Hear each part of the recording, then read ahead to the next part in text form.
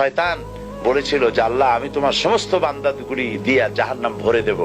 আল্লাহ তখন ফেরেশতাদেরকে ডেকে বলছিলেন, ফেরেশতারা শয়তানে বলল কি শুনেছ? তোমরা যাও পৃথিবীতে, আমার বান্দারা শয়তানের ওয়াসওয়াসায় পড়ে যদি একটা গুনার নিয়ত করে, গুনাহটা করে নাই, গুনার নিয়ত করেছে, আমলনামায় একটা গুনাহ লিখে দিও। আমলনামায় কোনো গুনাহ লিখবা না। গুনার নিয়ত করেছে, গুনাহটা করে নাই, গুনাহ লিখবা না।